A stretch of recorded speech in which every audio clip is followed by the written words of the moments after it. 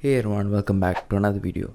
And since my previous video, which is the Madan Gauri vlog, we've had a lot of new subscribers. Hey everyone. So if you don't know me, my name is Nishalan Chandru aka Rocky, and I tell stories. So like few days ago, I posted a story on Instagram asking a question like what kind of videos would you guys like, what kind of topics would you guys like me to talk about, and almost every one of you all wanted me to talk about horror stories.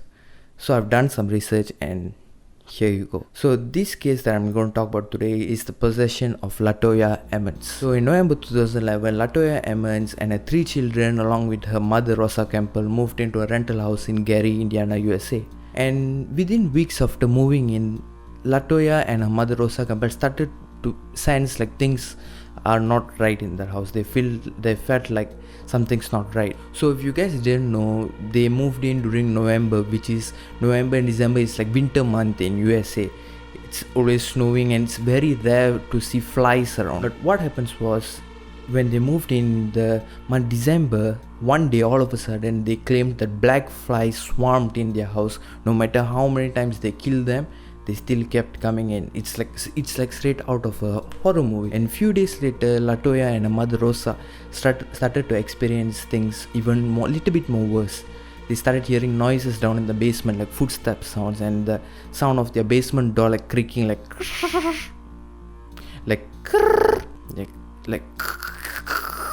slowly opening and closing by itself without anyone being down in the basement. And at the beginning they just took it lightly. They just thought, no, it's just sounds and flies, not really that big for them to be worried about. And what happened was, things started to get a bit more worse than it initially started. So LATOYA's mom claimed that she's seen a shadowy figure in that house and something that she couldn't explain, and she started finding boot prints in that house.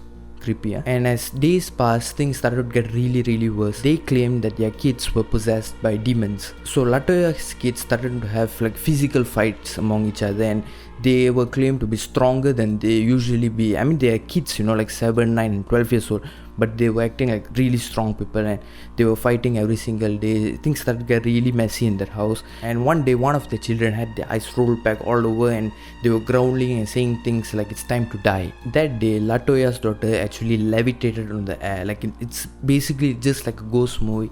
Levitated in the air until Rosa and LATOYA had to pray until she get down. And after that happened, for a few days there wasn't any disturbance. So they thought, okay, that's so, after they prayed and then it's gone. But then that's not true. Things started to get really worse, and LATOYA had no choice but to seek help from the police department and their local church. And that's when the Department of Child Services stepped in, and the state decided that it's not safe and it's not healthy for the kids to stay with their mother anymore, and the kids were taken away until LATOYA had a proper job and until they get a better place for them to live in. And just basically until LATOYA sorted her things out. So children were taken away, and at the starting of this case, the police, the priest from the local church, or the DCA, the Department of Child Services, believe whatever LATOYA or Rosa Campbell said, because they initially thought that all this was a lie. Just LATOYA lied all this just to get famous and to make money.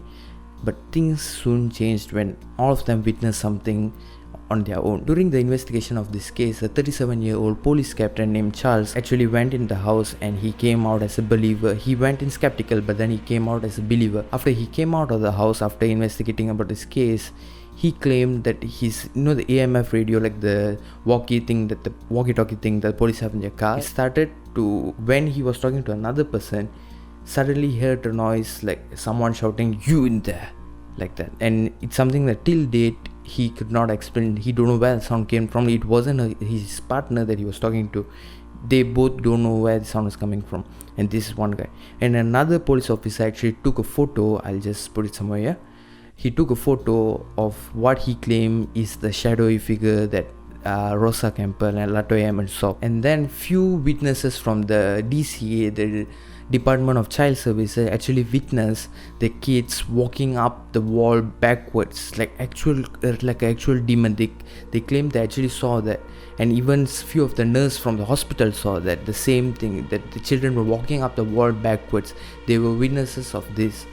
And also the priest, who initially thought that LATOYA was a bit actually when he went to the house to perform an exorcism, and he said he had a tough fight with what you call demons, and it is believed and said that the house actually a portal to hell, which had around more than 200 demons in the house according to the priest and LATOYA and her family. So after 6 months, LATOYA had the custody on her kids back again, and they moved out from the house and they went elsewhere, and things were normal for them, and that's it. And few months later, after knowing about this case, a paranormal investigator bought that house to actually make a documentary film about this portal to hell, or this demon house that contains 200 demons. And after this paranormal investigator finished his documentary film about this house, they demolished this house in 2016, and that's the last we heard about this house and LATOYA AMMONS. So I'm going to leave it to you whether or not you want to believe about the story or not, because a lot of people said either this is fake, like LATOYA is making up the stories, or LATOYA is the one who's worshipping demons, because a couple of policemen actually found things that actually symbolizes demon worshipping.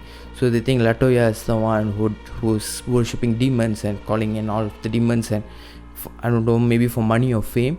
And some people believe that the house really is a demon's portal, or the portal to hell, and it got nothing to do with LATOYA. LATOYA is a nice woman, and some of them believe that it's complete hoax and it's not real, it's a lie. But this case, unlike most of the other cases in the world, it has around 800 pages of official records from the police, from the DCA, from the local church, and from the state government. So it's very, very debatable whether or not this is true, or I don't know. But 2 to 3 policemen who witnessed this, and DCA officers witnessed this, and the priests from the local church, they all witnessed this. So there must be something going on.